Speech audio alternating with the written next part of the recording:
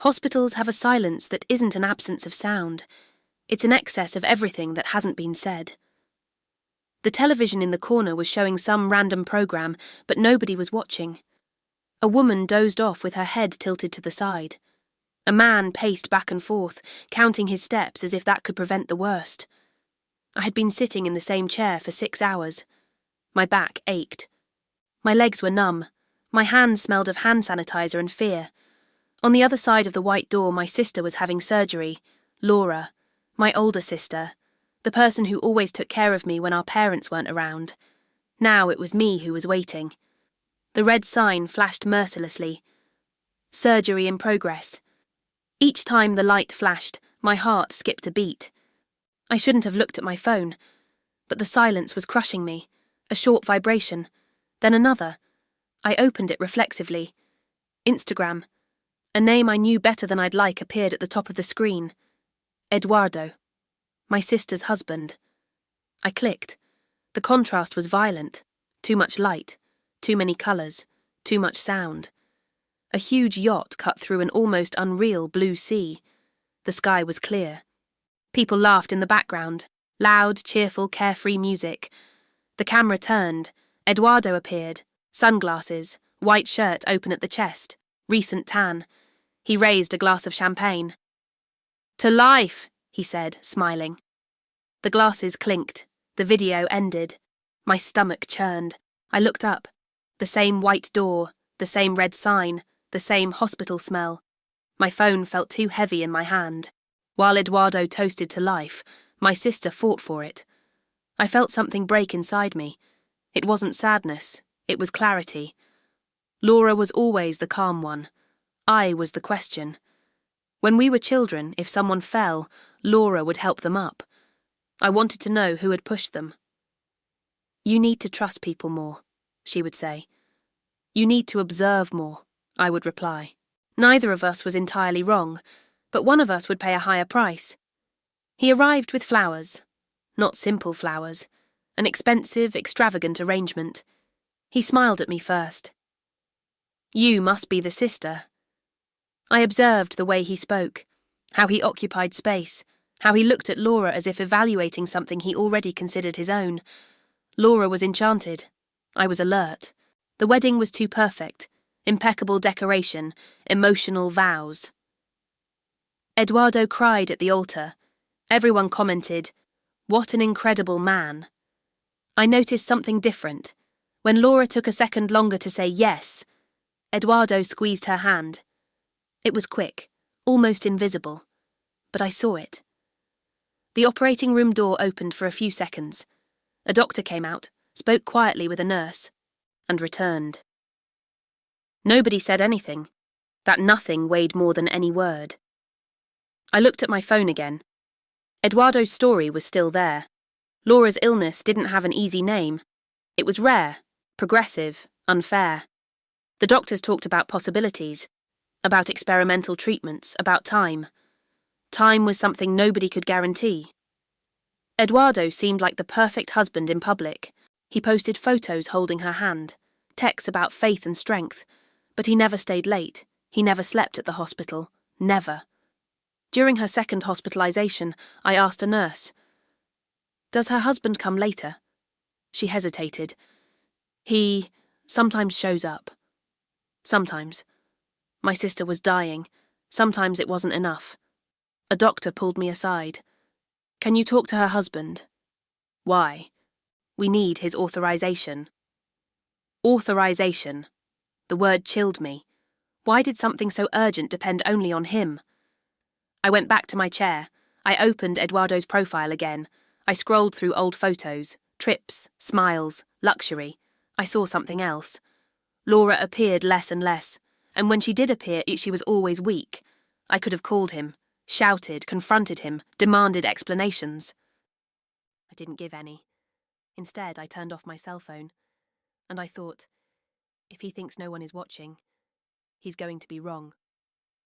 I went into Laura's room before the surgery was over. I held her hand. "I'm here." She didn't hear, but I heard myself, and I promised, if someone is profiting from her pain, I'll find out. My cell phone vibrated again. Private message. A profile without a photo. Just an attached image. Eduardo. On the yacht. With a woman who wasn't my sister. And a short sentence. He's done this before. I stared at the cell phone screen for long seconds. The photo wasn't blurry. It wasn't casual. It was intentional. Eduardo was sitting on the leather bench of the yacht, relaxed, with his hand resting on the leg of the woman next to him. They didn't look at each other like strangers. There was intimacy, comfort, experience. The message below the photo was too short to ignore. He's done this before. I typed, deleted, typed again. Who are you? The answer took a while. I almost wished it wouldn't come, but it did. Someone who survived. I left the hospital to talk to her. The street air felt unreal after so many hours breathing fear. Can you prove what you're saying? I wrote. I can prove everything. My heart raced. Not around here. Tell me where. She replied with a simple address. A small cafe, far from the centre. Tomorrow 9 a.m. I looked at the hospital one last time before crossing the street. Laura was still alive. And that was all that mattered. For now. That night, while trying to sleep at home, I remembered Eduardo at family parties. Always the centre of attention. Always telling stories. Always being admired. He spoke of success with too much ease. We create our own destiny. At the time, it seemed motivational. Now it sounded like a warning.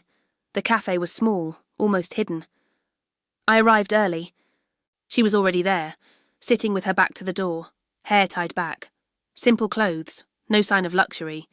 But her gaze was that of someone who had already lost something too great. She turned around when I approached. You're the sister. I nodded. She took a deep breath. My name is Renata. Renata didn't start by talking about Eduardo. She started by talking about herself. I had a normal life. Work, friends, plans. Until I met an incredible man. He made me feel unique. I didn't interrupt. She told me everything. The whirlwind romance, the rushed marriage, the comfortable life. Then, the illness. Rare. Unexpected. Without explanation. My hands began to sweat. And when I got weak, she swallowed hard. He became distant. Renata opened her bag. She placed documents on the table. Exams, dates, contracts. Look at this. My stomach churned. Life insurance. Beneficiary, Eduardo. I survived, she said. Barely. And when I got better... She laughed humorlessly. He filed for divorce. Did you report him? I asked. Renata shook her head. Without direct evidence. Everything seemed like a coincidence. Until it didn't anymore.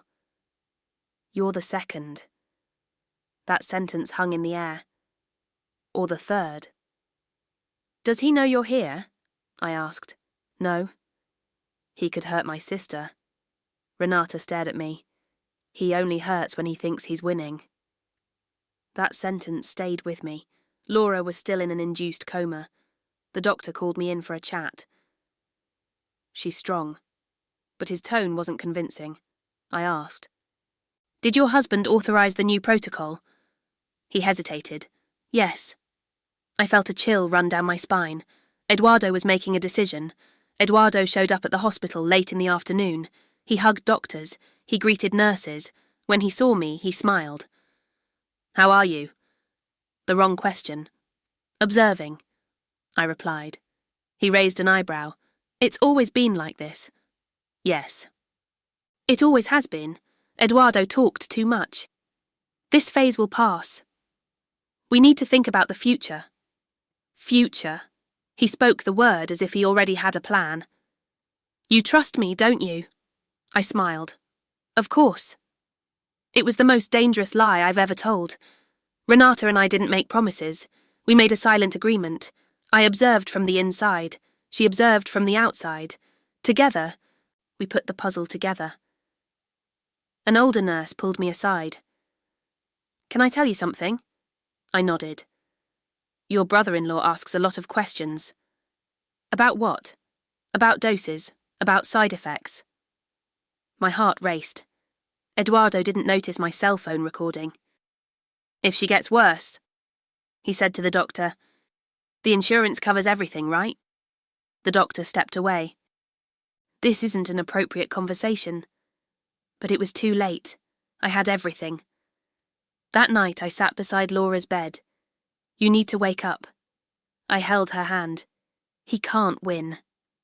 The machines responded with irregular beeps.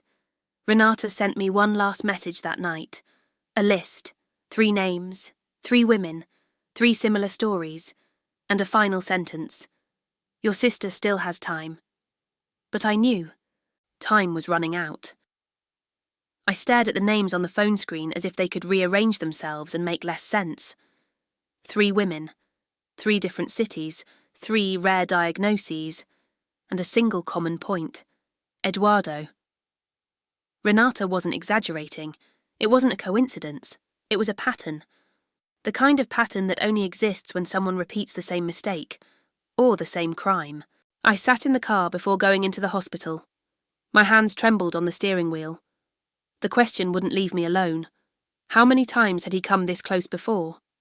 If Laura didn't survive, she would just be another name on that list, and I would be the next to carry the blame. Eduardo realised something had changed. He started showing up at the hospital more often. He brought flowers. He brought chocolates for the staff. He gave speeches. Family needs to be united. It was an act, but a dangerous one, because it worked on those who didn't see what I saw. He started controlling small things. Who could visit Laura? For how long? At what times? She needs rest. But whenever I was alone with my sister, he showed up, always, as if he were afraid of the silence. You look tired, I said casually. Eduardo sighed. It's a lot of pressure. I imagine. You trust me, don't you? The question again. The attempt to put me in the wrong role again. I trust you, I replied. But now he already suspected my answer. While Eduardo was talking to a doctor, I used the reception computer. Simple password. Laura's date of birth. Eduardo was never creative with passwords. I opened the document folder, and I found it. An addendum to the insurance policy, signed 2 weeks before the diagnosis. The amount had doubled. My stomach sank. I sent a photo of the document to Renata. She replied almost instantly. It's the same as mine. Exactly the same. Same clauses, same words, same lawyer. Eduardo didn't improvise. He replicated. We found out the lawyer's name. A discreet man, specialised in estate planning. I scheduled a consultation using another name. When he talked about financial protection in case of fatality, my skin crawled. Your husband thinks of everything, he said. I smiled. Inside, I was screaming. I could go to the police, but without Laura awake, without direct proof of medical manipulation, everything would fall under suspicion. Eduardo would know, and he would react. I couldn't risk it. So I did something more dangerous. I decided to let him believe he was winning. I started acting differently. More gentle, more confident in him, more emotionally distant. Thank you for taking care of everything.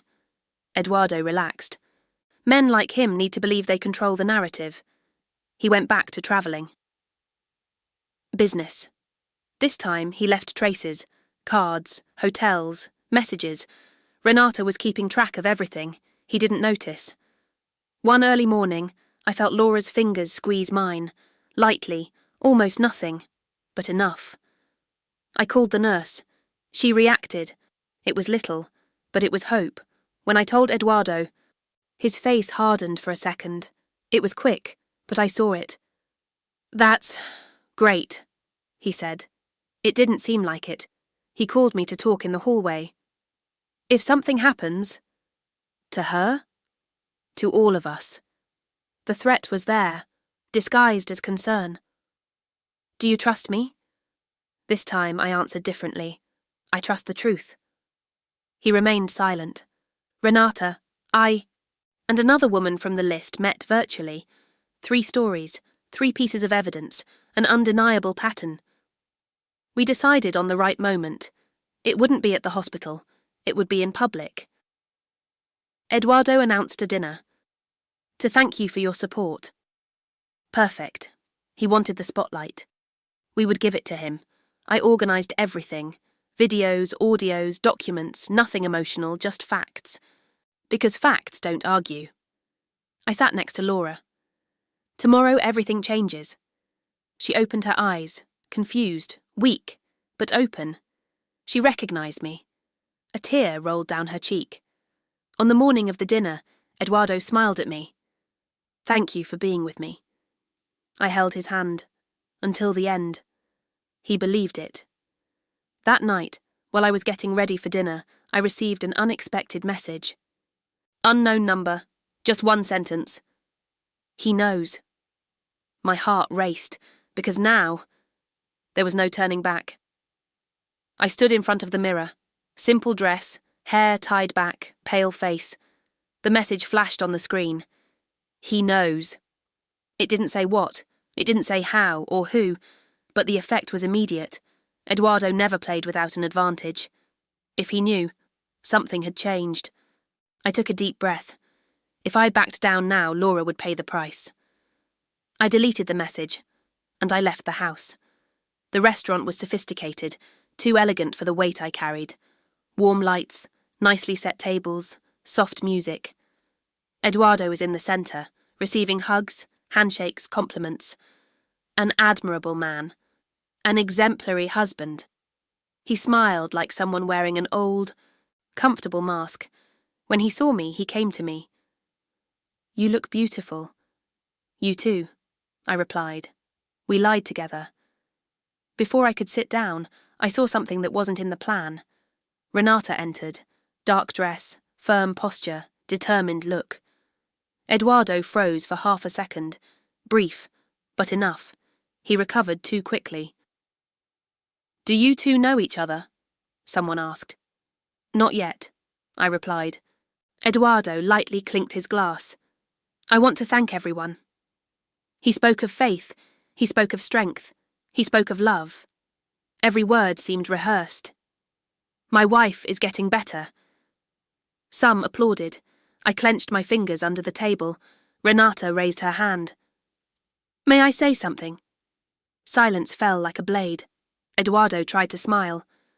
Of course. She stood up. I was married to this man. Murmurs arose. Eduardo stood up too. This isn't appropriate. It's urgent, she replied. Renata spoke without trembling. She talked about the marriage, the illness, the insurance. She showed documents, names, dates, signatures. Eduardo started sweating. That's a lie. But nobody interrupted.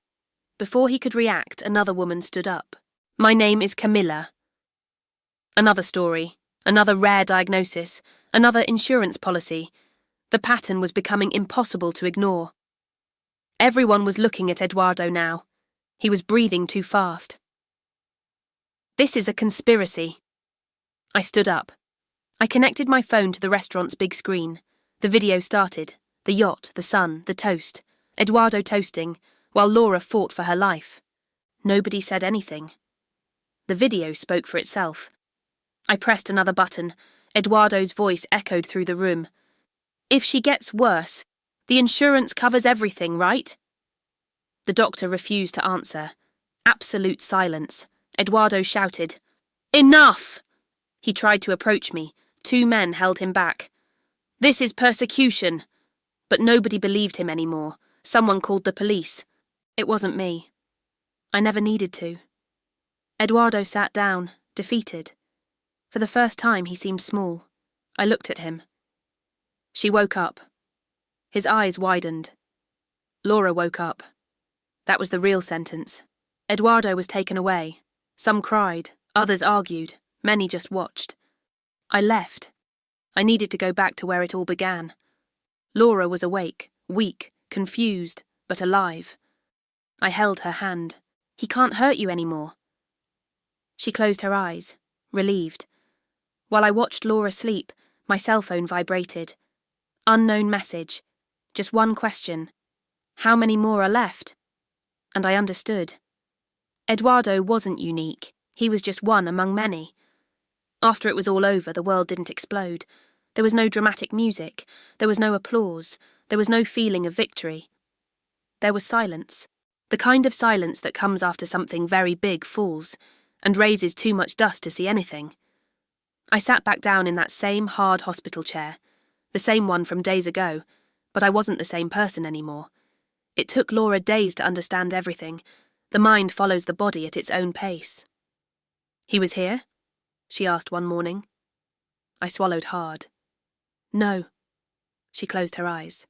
"Then it's true." I nodded. She didn't cry. She just took a deep breath. "I knew something was wrong. I should have listened to you." That sentence hurt me more than anything else. "No," I replied. "You should have been loved." Laura turned her face away. A tear rolled down her cheek. It wasn't for Eduardo. It was for who she had been while she believed in him. Eduardo wasn't immediately convicted. Justice is slow, sometimes cruelly slow, but this time, there was a pattern. There was evidence. There were witnesses. There were survivors. Renata testified. Camilla testified. I testified. And Laura woke up. Months later, I had to go to the courthouse. Eduardo entered in handcuffs. No expensive suits, no smiles, no control. He saw me. For a second, his eyes held no anger. They were afraid. It was the first time I saw Eduardo as he truly was, empty. He lost his money. He lost his name. He lost his friends. He lost his narrative. But what he lost most was his anonymity, because stories leave traces. After the trial, I received messages. Women who had suspected too late, families who had old questions, stories that had never been told. Eduardo was not an exception. He was a symptom. That question returned to my mind. How many more are missing? The answer scared me. Too much. I could have gone on with my life, pretended that it had only been a traumatic episode, but I knew too much. And when you know too much, silence also becomes guilt. I didn't become a heroine. I didn't give interviews. I didn't seek fame. But I started listening, gathering stories, connecting patterns, asking uncomfortable questions, and teaching other women to do the same. Laura was never the same again, but she became herself again, more cautious, more silent, more alive. "You saved me. You saved yourself." She smiled. This time it was real. Months later, we were sitting together. No luxury, no audience. 2 cups of coffee. "To what?" she asked. I thought. "To the truth." We toasted. Eduardo believed the danger lay in being discovered, but it wasn't. The real danger was thinking no one was watching. My sister fought for her life. Her husband toasted on a yacht. And what I did afterward changes everything. Because sometimes what saves you isn't shouting. It's observing, waiting, and revealing. At the right moment,